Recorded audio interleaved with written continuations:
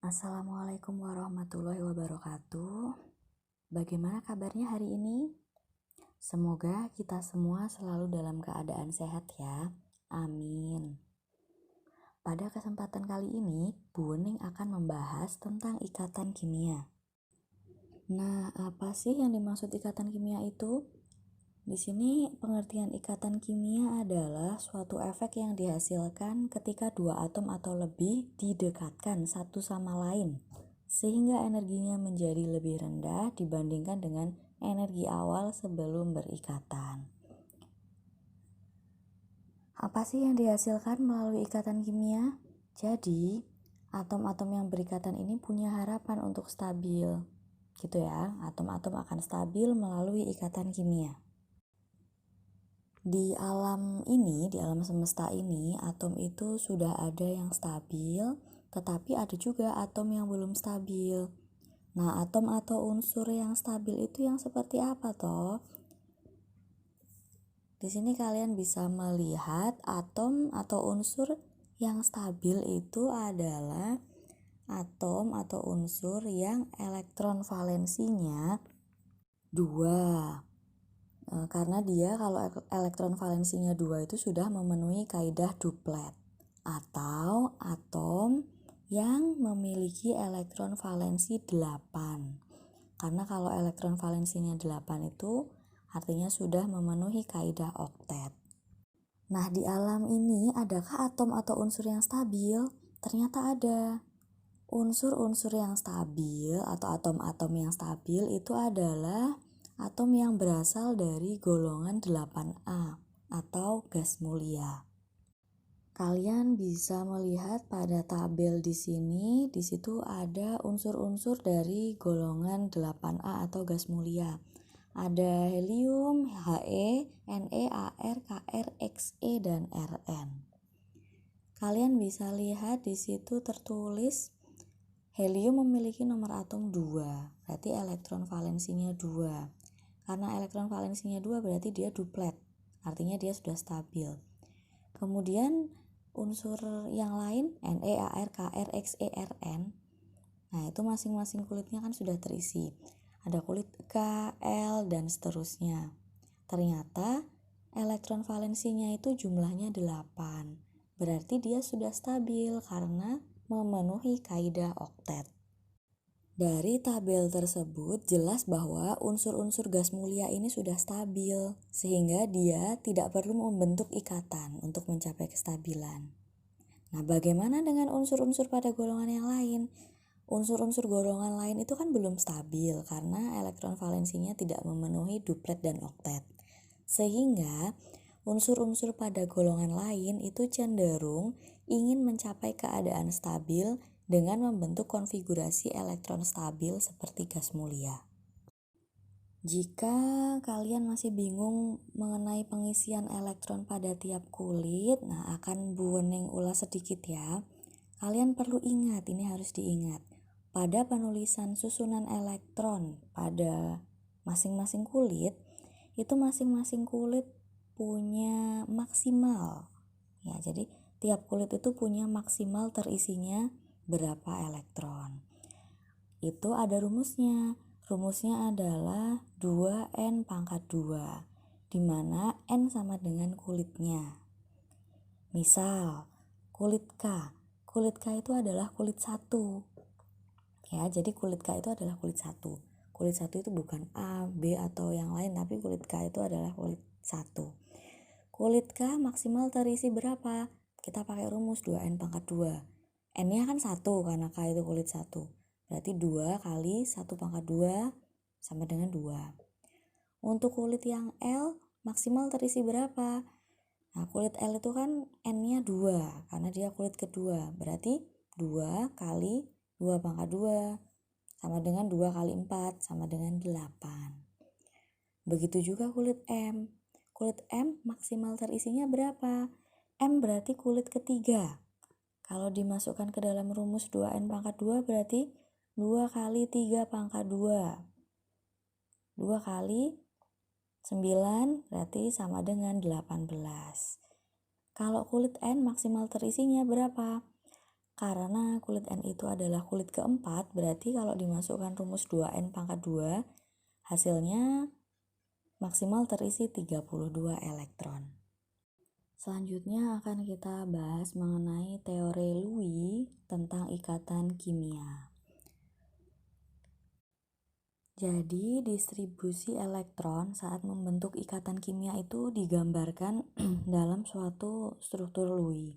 Struktur ini dinyatakan dengan menuliskan unsur yang dikelilingi elektron valensi. Nah, elektron valensinya ini ditandai dengan tanda titik atau bisa juga tanda X. Yang penting tanda ini bisa menandakan ya, supaya kita bisa mengerti, bisa tahu elektron ini punya si unsur yang mana, punya unsur A atau unsur yang B. Nah, di sini kalian bisa melihat contoh struktur Lewis pada unsur-unsur golongan utama. Nah, ternyata jumlah elektron valensi suatu unsur sesuai dengan golongan unsur tersebut. Misal, untuk unsur-unsur golongan 1A, itu karena golongan 1A memiliki elektron valensi 1, maka elektron yang digambarkan pada struktur Lewis ini dengan tanda yang jumlahnya 1. Nah, begitu juga dengan unsur-unsur pada golongan 2A. Golongan 2A itu ada Be, Mg, Ca, Sr, Ba. Nah, karena mereka itu unsur dari golongan 2A, berarti dia punya elektron valensi 2. Karena elektron valensinya 2, berarti elektron valensi yang digambarkan pada struktur Lewis itu ada 2. Tuh kalian bisa lihat misalnya Be.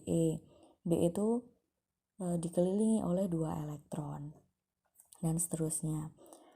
Pun begitu pada golongan 3A, 4A, 5A, 6A, 7A, sampai 8A. 8A itu ada He, Ne, Ar, Kr, Xe. Kalau di situ tertulis seperti itu. Nah, untuk golongan 8A juga sama. 8A memiliki 8 elektron valensi. Berarti dia unsurnya dikelilingi oleh 8 elektron. Nah, supaya kalian lebih mudah dalam menuliskan struktur Lewis, kalian perlu mengingat elektron valensi, muatan, dan tangan ikatan pada unsur-unsur golongan utama. Nah, pada golongan 1A misalnya, kalian cukup menghafalkan saja golongan 1A itu apa, golongan 2A itu unsurnya apa aja, sampai golongan 8A. Kalau golongan 1A, itu elektron valensinya 1. Nah, di tabel ini kelihatan ya. Golongan 1A elektron valensinya 1, golongan 2A elektron valensinya 2, 3A elektron valensinya 3, 4A, 5A, 6A, 7A, dan 8A. Jumlah elektron valensinya itu sama dengan golongannya. Nah, pada kolom yang selanjutnya, muatan. Muatan itu ada muatan yang positif, ada juga muatan yang negatif. Untuk golongan 1A, itu muatannya positif 1 atau plus 1. Golongan 2A, muatannya plus 2. Golongan 3A, muatannya plus 3. Golongan 4A, muatannya plus 4. Nah, sedangkan golongan 5A, ini muatannya min 3. Golongan 6A, muatannya min 2. Golongan 7A muatannya min 1, sedangkan golongan 8A itu tidak bermuatan karena dia sudah stabil. Artinya tanda plus dan minus itu apa sih? Maksudnya gini, kalau golongan 1A itu muatannya plus 1, berarti dia cenderung untuk melepaskan 1 elektron. Kalau yang tandanya min, misalnya golongan 5A, tandanya min 3, berarti dia cenderung harus menerima 3 elektron untuk mencapai kestabilan. Begitu ya. Untuk yang kolom selanjutnya, tangan ikatan. Tangan ikatan adalah jumlah elektron yang dipakai untuk berikatan pada masing-masing unsur. Kalau unsur pada golongan 1A itu tangan ikatannya 1. Berarti elektron yang dipakai berikatan itu hanya 1. Golongan 2A tangan ikatannya 2. Golongan 3A tangan ikatannya 3. 4A tangan ikatannya 4. Nah, kalau yang 5A tangan ikatannya itu 3. 6A tangan ikatannya 2. Golongan 7A tangan ikatannya 1. Nah, berarti golongan 7A itu elektron yang dipakai berikatan itu hanya 1 ya tangan ikatannya. Nah, kalau yang 8A itu tidak punya tangan ikatan karena dia tanpa berikatan saja sudah stabil. Begitu ya. Nah, untuk peran elektron dalam ikatan kimia. Di sini ada bagan cara unsur untuk mencapai kestabilan. Caranya melalui pembentukan senyawa. Senyawa yang dibentuk itu meliputi senyawa ion dan senyawa kovalen. Untuk senyawa ion itu dibentuk dengan cara perpindahan elektron atau serah terima elektron, yaitu unsur yang satu melepaskan elektron membentuk ion positif, sedangkan unsur lain menangkap elektron yang dilepaskan dan membentuk ion negatif, sehingga akan terjadi ikatan ion. Kalau senyawa yang kedua adalah senyawa kovalen. Ini dapat dibentuk dengan cara penggunaan bersama pasangan elektron, yaitu 2 unsur atau lebih untuk menggunakan pasangan elektron bersama. Kemudian nanti akan membentuk ikatan kovalen. Kita bahas satu persatu ya, mulai dari yang pertama ikatan ion. Ikatan ion itu sama juga dengan ikatan elektrovalen. Terbentuk karena adanya serah terima elektron. Jadi ada unsur yang melepaskan elektron, ada juga unsur yang menerima elektron yang dilepaskan tadi. Nah, ikatan ion ini terbentuk dari unsur yang memiliki perbedaan keelektronegatifan yang besar. Kalian perlu mengingat tentang sistem periodik unsur ya. Dulu sudah pernah kita pelajari, untuk keelektronegatifan itu dari kiri ke kanan dalam satu periode itu keelektronegatifannya semakin besar. Nah, pada satu golongan dari bawah ke atas itu keelektronegatifannya juga semakin besar. Maka ikatan itu harus terjadi antara atom yang letaknya di sistem periodik unsur itu sebelah kiri dengan yang letaknya di sebelah kanan. Kenapa? Karena kalau sebelah kiri dibandingkan dengan sebelah kanan itu perbedaan keelektronegatifannya besar. Jadi gitu ya, pada ikatan ion, unsur-unsur yang berikatan itu bukan yang letaknya berdekatan dalam sistem periodik unsur. Karena kalau letaknya itu dekat, artinya keelektronegatifannya kecil. Sehingga sering disimpulkan bahwa ikatan ion ini terjadi antara atom logam dan atom non-logam. Karena logam dan non-logam ini memiliki perbedaan keelektronegatifan yang besar. Nah, di sini sudah Ibu tandai juga ya. Kalau unsur logam, nah ini yang perlu kalian ingat hanya unsur logam, non-logamnya aja nggak apa-apa. Unsur non-logam aja yang diingat. Kalau unsur non-logam itu adalah unsur H, hidrogen, ada di golongan 1. Unsur H dan unsur-unsur golongan 4A, 5A, 6A, dan 7A. Itu non-logam. Untuk logam, unsur logam adalah unsur-unsur selain unsur non-logam tadi. Berarti kalau unsur logam itu biasanya pada golongan 1A kecuali H ya, golongan 2A dan golongan 3A itu umumnya. Cara mengingatnya seperti itu. Penulisan struktur Lewis pada ikatan ion. Nah, seperti yang tadi sudah kita bahas ya pada slide sebelumnya, pada ikatan ion ini unsur logam akan melepas elektron sehingga membentuk ion yang bermuatan positif. Nama lainnya adalah kation ion positif itu. Kemudian elektron yang dilepaskan tadi akan diterima oleh unsur non-logam. Dan non-logam ini unsurnya akan membentuk ion negatif atau anion. Contoh ikatan ion ini terjadi pada reaksi pembentukan MgCl2. Kalian bisa melihat kalau MgCl2, kalau tertulis demikian berarti artinya Mg itu jumlahnya 1, Cl itu jumlahnya 2. Nah, Mg ini nomor atomnya 12. Nah, kalau nomor atomnya 12 berarti kalau misalnya kamu sudah ingat atau sudah hafal unsur-unsur dalam golongan-golongan utama, kalian pasti akan tahu Mg itu ada di golongan 2A. Berarti dia punya elektron valensi 2. Artinya, supaya stabil dia cenderung melepaskan 2 elektron dari kulit terluarnya dan akan membentuk ion Mg2+. Sedangkan Cl itu nomor atomnya 17. Nah, dia memiliki, ketika ditulis konfigurasi elektronnya bisa terlihat bahwa dia memiliki elektron valensi atau kulit terluar itu sejumlah 7.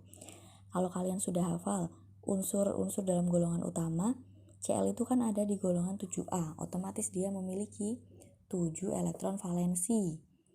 Kalau dia punya 7 elektron valensi, berarti untuk stabil dia membutuhkan 1 elektron tambahan.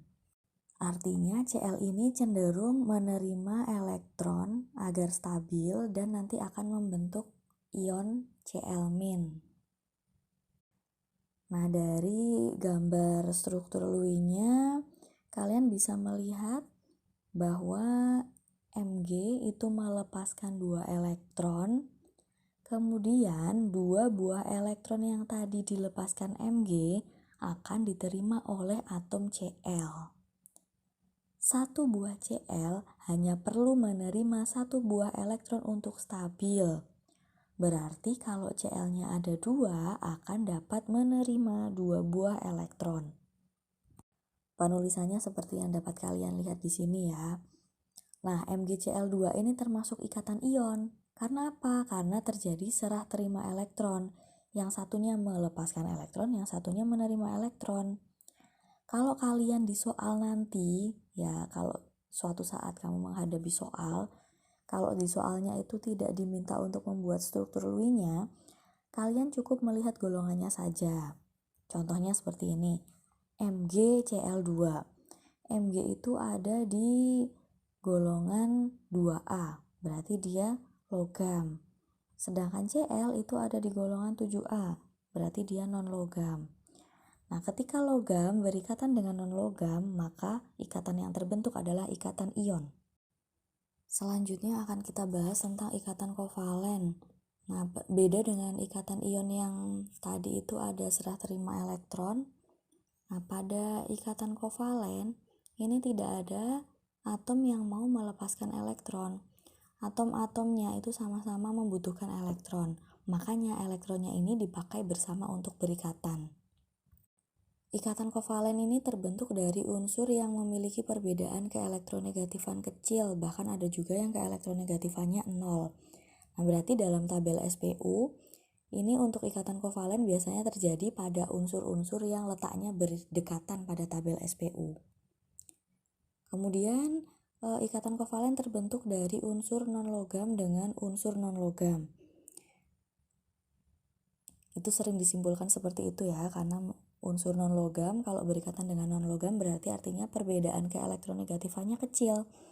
Kalian ingat yang tadi sudah saya bilang, unsur non-logam itu adalah unsur H dan unsur-unsur golongan 4A sampai 7A. Berarti kalau unsur logam selain yang disebutkan tadi. Kemudian berdasarkan jumlah pasangan elektron yang digunakan, ikatan kovalen ini terbagi menjadi 3, yaitu ikatan kovalen tunggal, kovalen rangkap 2, dan kovalen rangkap 3.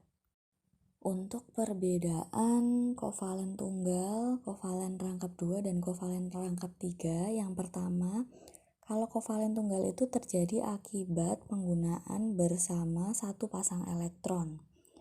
Berarti kalau satu pasang berarti memakai 2 elektron untuk berikatan ya. Satu dari unsur A dan satu dari unsur B. Nah, itu dipakai bersama-sama.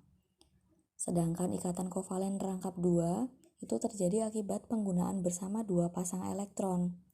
Karena 2 pasang berarti ada 4 elektron yang digunakan untuk berikatan. 2 dari unsur A, 2 dari unsur B yang dipakai bersama. Untuk ikatan kovalen rangkap 3 terjadi akibat penggunaan bersama 3 pasang elektron.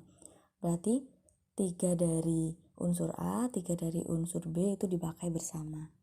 Kemudian untuk ikatan kovalen tunggal digambarkan dengan sepasang elektron atau satu garis lurus. Kalau kovalen rangkap 2 garis lurus, sedangkan ikatan kovalen rangkap 3 itu 3 garis lurus.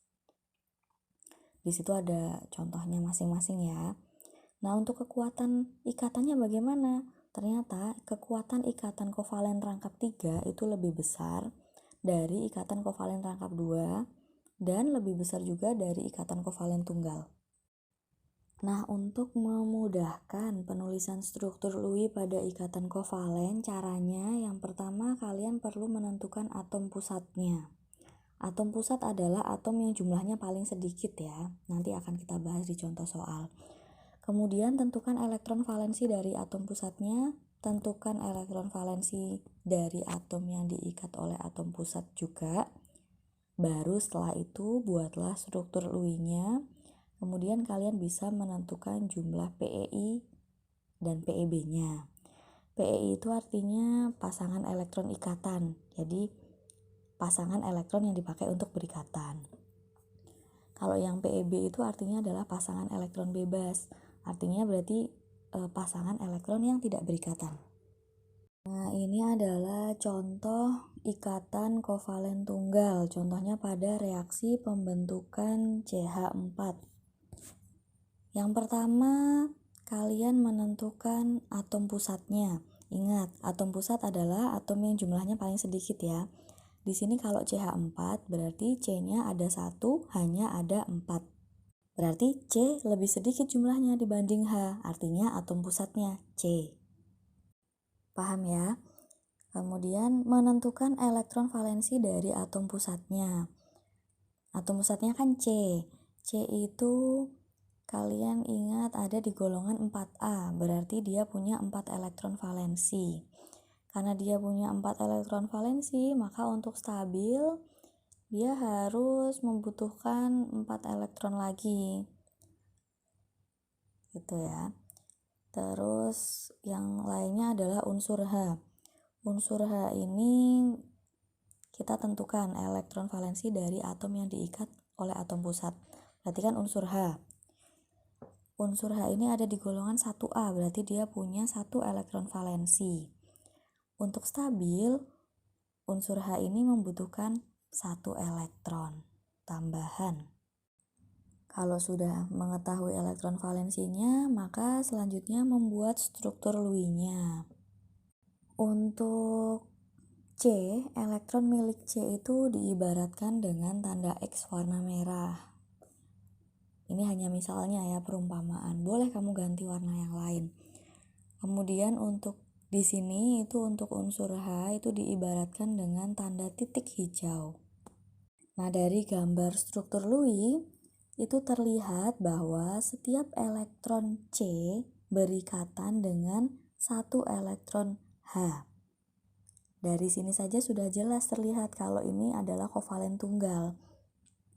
Karena 1 elektron milik C itu berikatan dengan 1 elektron milik H. Berarti itu kovalen tunggal ya. Tandanya adalah garis lurus. 1 garis lurus saja. Nah, sekarang H sudah stabil, C juga sudah stabil. Yang H sudah memenuhi aturan duplet, yang C sudah memenuhi aturan oktet.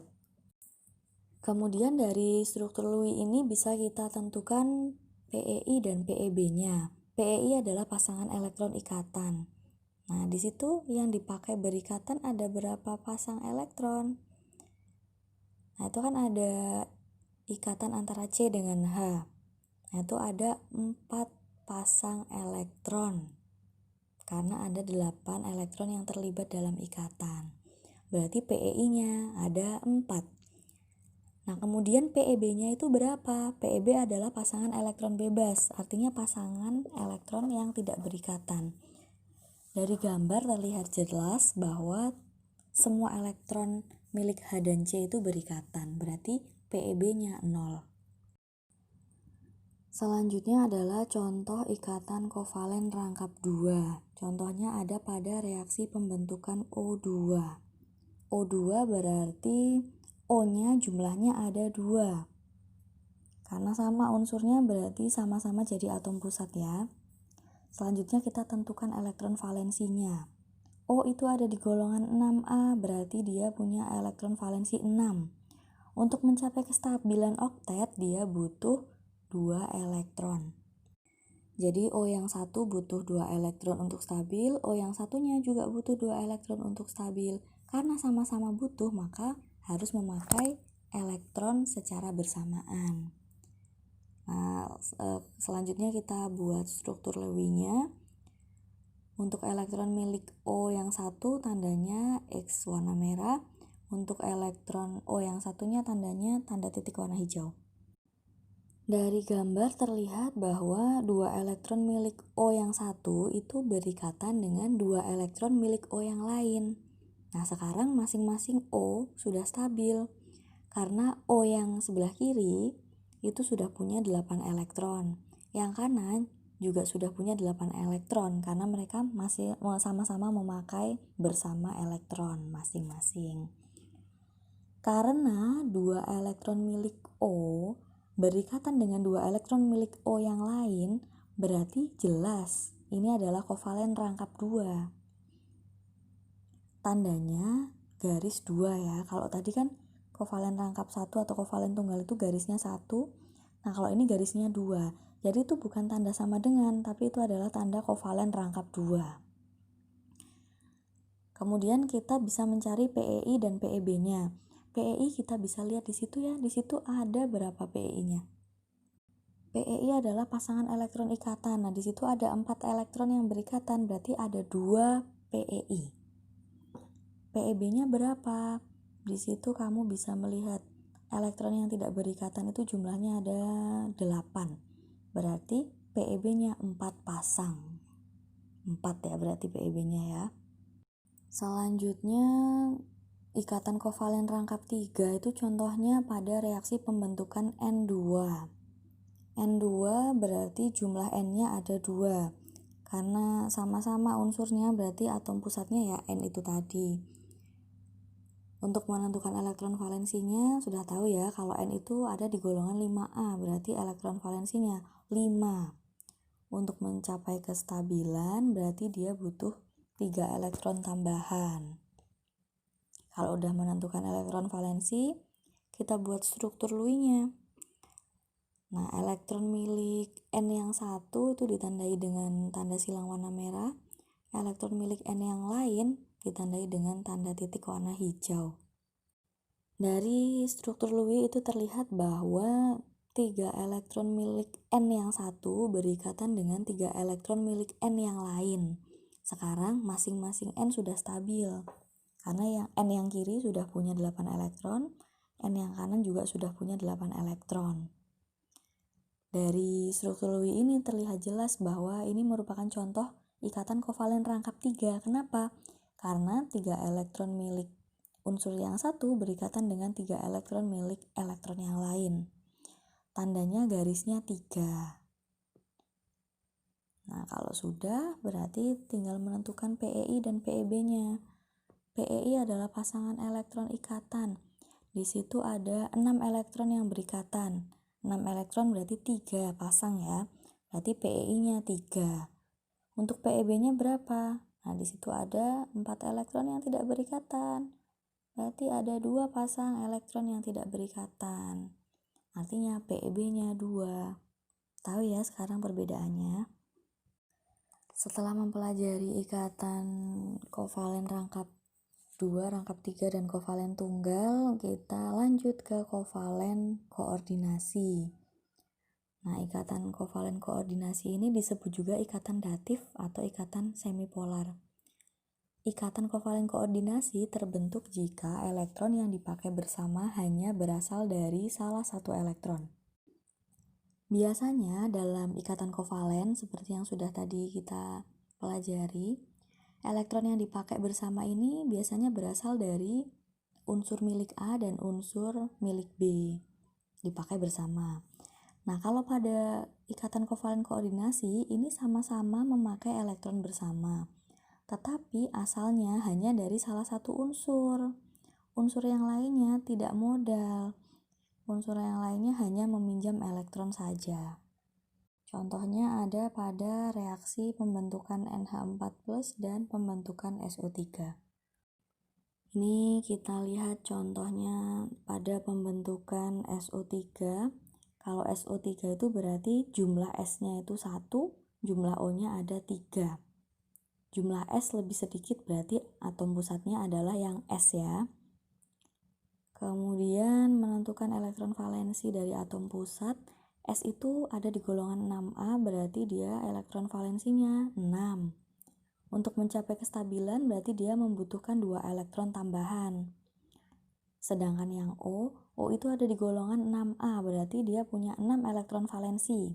Untuk mencapai kestabilan dia juga membutuhkan 2 elektron tambahan. Setelah mencari elektron valensi berarti tinggal menggambar struktur Lewis. Struktur Lewis-nya seperti yang kalian bisa lihat ya. Dari situ terlihat bahwa semua O itu sudah stabil, sudah mencapai oktet. Nah itu kan O-nya semuanya sudah punya 8 elektron tuh setelah berikatan. Nah kalau S-nya bagaimana? Sudah stabil apa belum? Ternyata S-nya juga sudah stabil karena dia meminjam atau memakai bersama 2 elektron pada salah satu O. Dari situ kelihatan ya kalau ada kovalen koordinasinya. Karena elektron yang dipakai hanya dari salah satu unsur saja, yang unsur yang lain itu nggak modal. Nah, yang nggak modal ini siapa ini di sini pada SO3? Yang nggak modal itu adalah unsur O yang atas dan unsur O yang sebelah kanan. Jadi dia cuma memakai bersama elektron dari S, tapi dia nggak modal, hanya pakai saja. Nah, kalau S dengan O yang kiri itu bukan ikatan kovalen koordinasi karena O yang kiri itu juga modal. Begitu ya. Mudah-mudahan paham ya. Kalau ikatan kovalen tunggal, rangkap, dan rangkap 2 dan rangkap 3 itu kan ditandai dengan tanda garis ya. Kalau ini ikatan kovalen koordinasi itu ditandai dengan tanda panah. Selanjutnya ternyata itu di alam ada juga penyimpangan kaidah oktet dan duplet. Jadi di sini bisa terlihat ada senyawa yang tidak mencapai kaidah oktet tetapi sudah stabil. Ada senyawa dengan jumlah elektron valensi yang ganjil.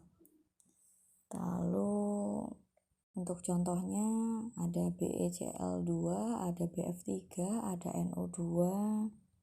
Kemudian senyawa dengan oktet yang berkembang itu contohnya ada PCl5, SF6, dan ClF3. Nah, ini kalian cukup tahu saja ya kalau ternyata di alam itu ada atom-atom yang tetap dapat berikatan meskipun tidak memenuhi aturan oktet dan duplet meskipun hanya sedikit. Cukup tahu saja tidak apa-apa. Selanjutnya akan kita bahas mengenai ikatan kovalen polar dan non-polar. Jadi ternyata ikatan kovalen itu bisa mengalami polarisasi atau pengkutupan ikatan. Polar itu artinya kutub, berarti nanti akan ada kutub positif dan kutub negatif. Kalau kutub positif itu artinya pengaruh elektron di kutub tersebut itu kecil, makanya dia tidak negatif ya. Nah, sedangkan kutub negatif, pengaruh elektron di kutub itu besar. Jadi cenderung negatif banget atau elektron banget. Adanya kutub positif dan negatif ini membuat letak elektron pada ikatan kimia itu kadang ada di tengah letaknya, atau kadang juga cenderung ke kanan atau cenderung ke kiri. Lah gimana cara membedakannya? Kalau polar atau ikatan kovalen polar itu kan dia adalah ikatan antara atom-atom yang memiliki perbedaan keelektronegatifan. Karena ada perbedaan keelektronegatifan berarti ada atau akan terbentuk kutub positif dan negatif. Nah, beda dengan kovalen nonpolar. Kovalen nonpolar itu ikatan yang terjadi antara atom-atom yang tidak memiliki perbedaan keelektronegatifan. Berarti dia tidak punya kutub. Gitu ya. Contohnya untuk yang kovalen polar adalah HCl, yang kovalen nonpolar adalah H2. kalian bisa melihat di situ ada contoh struktur Lewis pada HCl dan H2. Untuk yang HCl, kita lihat dulu yang HCl. Untuk yang HCl itu pasangan elektronnya cenderung akan berada di sebelah Cl. Kenapa? Karena Cl itu keelektronegatifannya lebih besar dibandingkan H. Makanya dia letak pasangan elektronnya itu cenderung ke Cl. Dari gambar itu kelihatan tidak simetris. Tidak simetris, itu bulat-bulatnya itu nggak simetris karena cenderung ke Cl ya. Karena bentuknya asimetris berarti ini contoh atau ciri-ciri dari kovalen polar. Nah, sedangkan yang H2, sekarang kita lihat yang H2. H2 ini karena unsurnya sama, maka pasangan elektron akan terletak di tengah. Karena apa? Karena dia tidak punya perbedaan keelektronegatifan. Karena pasangan elektronnya itu jaraknya di tengah, berarti jaraknya itu simetris. Nah, itu anggap aja bulatannya sama ya, kanan sama kiri. Itu simetris. Kalau simetris berarti dia adalah ciri-ciri dari ikatan kovalen nonpolar. Begitu ya. Mudah-mudahan bisa memahami. Nah, setelah penjelasan mengenai senyawa ion dan senyawa kovalen, kita bisa membedakan sifatnya, sifat senyawa ion dan senyawa kovalen. Kalau senyawa ion itu titik leleh dan titik didihnya tinggi, sedangkan yang kovalen titik leleh dan titik didihnya rendah. Kemudian untuk senyawa ion larut dalam pelarut polar. Contohnya itu air. Air itu adalah pelarut polar ya. Dan tidak larut dalam pelarut nonpolar, contohnya kloroform. Sedangkan senyawa kovalen ini sebagian larut dalam pelarut polar, tapi sebagian juga ada yang larut dalam pelarut nonpolar, hanya sebagian. Kemudian senyawa ion pada suhu kamar berwujud padat. Kalau senyawa kovalen ini pada suhu kamar ada yang berwujud gas, cair maupun padat. Beda ya. Kemudian untuk senyawa ion dalam bentuk larutan dan leburannya dapat menghantarkan listrik. Tapi kalau senyawa ion itu bentuknya padat, itu tidak dapat menghantarkan arus listrik. Berbeda dengan yang senyawa kovalen. Kalau yang senyawa kovalen ini sebagian larutannya itu dapat menghantarkan listrik dan sebagian juga tidak dapat menghantarkan listrik baik dalam bentuk larutan, leburan maupun padatan. Kemudian kita akan mempelajari tentang ikatan logam. Ikatan logam adalah ikatan yang terbentuk antar atom logam. Ciri-cirinya bisa kalian baca sendiri sih ini sebenarnya. Jadi atom-atom logam dapat diibaratkan seperti bola pingpong yang berjejal rapat satu sama lain. Atom logam punya sedikit elektron valensi sehingga sangat mudah lepas membentuk ion positif. Selanjutnya, kulit terluar atom relatif longgar, banyak tempat kosong sehingga elektron dapat berpindah dari satu atom ke atom yang lain. Kemudian yang keempat, mobilitas elektron dalam logam ini sangat bebas sehingga elektron valensi logamnya itu dapat mengalami delokalisasi. Delokalisasi itu apa sih? Yaitu tadi, delokalisasi itu terjadi kalau elektron pada logam itu bebas berpindah dari atom yang satu ke atom yang lain, itu namanya delokalisasi. Selanjutnya, elektron-elektron valensi tersebut berbaur membentuk awan elektron yang menyelimuti ion-ion positif logam. Dari gambar di situ kelihatan ya, di situ ada ion-ion positif miliknya logam.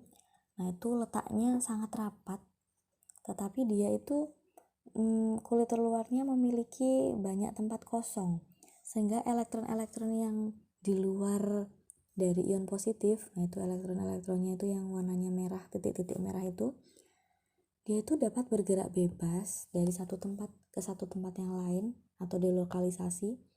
Kemudian elektron-elektron valensi itu akan berbaur membentuk awan elektron yang menyelimuti ion-ion positif. Nah itu di gambar yang sebelah kanan itu kan kelihatan jadinya seperti awan. Untuk sifat logamnya sama seperti logam-logam yang kita ketahui ya. Kalau logam itu sifatnya mengkilap, pada suhu kamar wujudnya padat, dapat ditempa, dapat dibengkokkan, dapat direntangkan menjadi kawat. Kemudian logam itu merupakan penghantar listrik yang baik dan penghantar panas yang baik.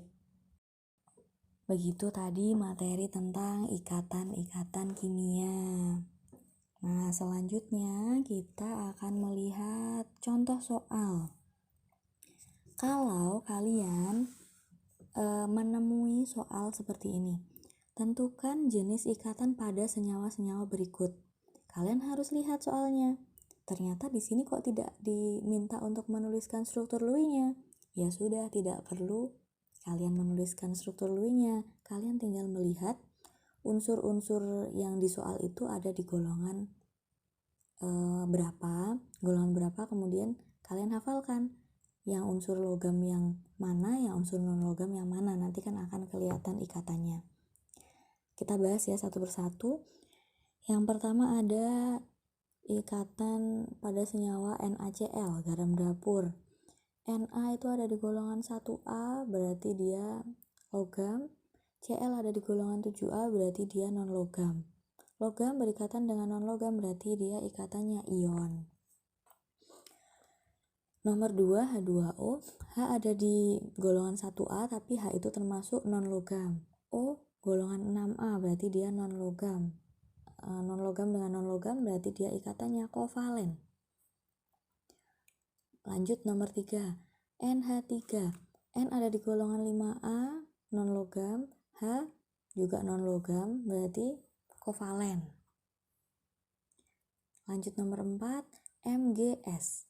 Mg itu ada di golongan 2A, berarti dia logam. Berikatan dengan S golongan 6A, berarti non logam. Logam berikatan dengan non logam berarti dia ikatannya ion. Nomor 5, Li2O. Li itu golongan 1A, berarti dia logam. Berikatan dengan O golongan 6A, non logam, berarti dia adalah ikatan ion. Sekarang nomor 6, H2SO4. H itu non logam. S golongan 6A juga non logam. O golongan 6A juga non logam. Non logam berikatan dengan non logam lagi, berarti dia adalah ikatan kovalen. Gitu ya. Nah, kalau yang nomor 7 bagaimana? Nomor 7 itu adalah CO2. C itu ada di golongan 4A, ya kan? Golongan 4A berarti dia non logam. Berikatan dengan O golongan 6A, berarti dia non logam juga. Berarti dia ikatannya yang terjadi adalah ikatan kovalen. Lanjut nomor 8, CH4. C ada di golongan 4, berarti dia non logam. Berikatan dengan H ada di golongan 1A, tapi dia adalah non logam. Maka non logam berikatan dengan non logam, berarti ikatannya adalah ikatan kovalen.